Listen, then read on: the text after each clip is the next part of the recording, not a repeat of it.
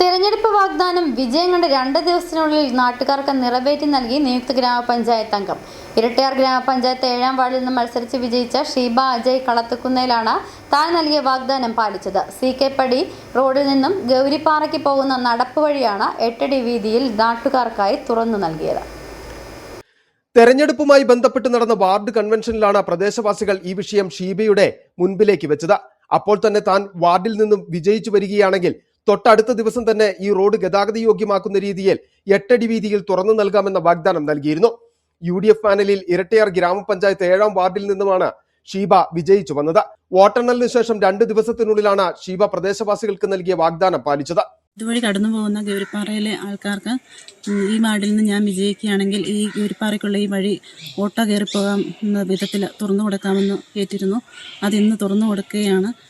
Irattayar CK പടി ഇറക്കേറിയ റോഡിൽ നിന്നും ഗൗരിപ്പാറയ്ക്ക് പോകുന്ന റോഡായിരുന്നു ഇത്. കാൽനട യാത്ര മാത്രമായിരുന്നു ഈ റോഡിലൂടെ സാധ്യമായിരുന്നത്.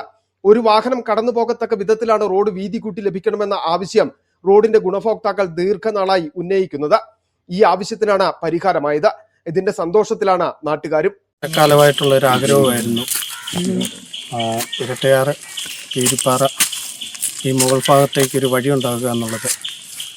അതേതായാലും ഒരുപാട് ആഗ്രഹങ്ങൾക്ക് ശേഷം ഇന്ന് സഫലമായിരിക്കുകയാണ്.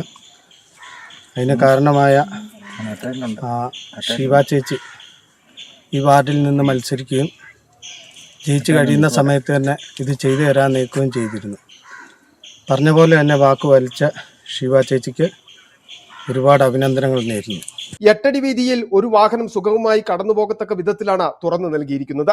വാക്ക് പാലിച്ചുകൊണ്ട് തെരഞ്ഞെടുപ്പിൽ പറഞ്ഞിരിക്കുന്ന വാക്ക് പാലിച്ചുകൊണ്ട് ആ ഷീബയുടെ വീടിൻ്റെ സ്ഥലത്തിൻ്റെ അവിടുന്ന് ഗൗരിപ്പാറയിലേക്കുള്ള വഴി ഒരു 8 അടി വീതിക്ക് വഴി തുറന്നു കൊടുക്കുന്ന ഒരു സാഹചര്യമാണ് ഇപ്പോൾ ഉള്ളത്. തുടർന്നുള്ള ദിവസങ്ങളിൽ ഗ്രാമപഞ്ചായത്തിൽ നിന്നും ഫണ്ട് വകയിരുത്തി റോഡിന്റെ ഈ ഭാഗം കോൺക്രീറ്റ് ചെയ്ത് നവീകരിക്കാനാണ് ലക്ഷ്യമിടുന്നത്. ഈ ചടങ്ങിന് സാക്ഷ്യം വഹിക്കാൻ UDFിലെ ഇരട്ടയാറിലെ നേതാക്കന്മാരടക്കം എത്തിയിരുന്നു. DCC secretary Y Stephen, Congress Erattayar മണ്ഡലം president Shaji Madathumuri, Reji Elappulikkattu, Congress ward president Soni Madathumuri തുടങ്ങിയവരും എത്തിയിരുന്നു. City vision Kattappana.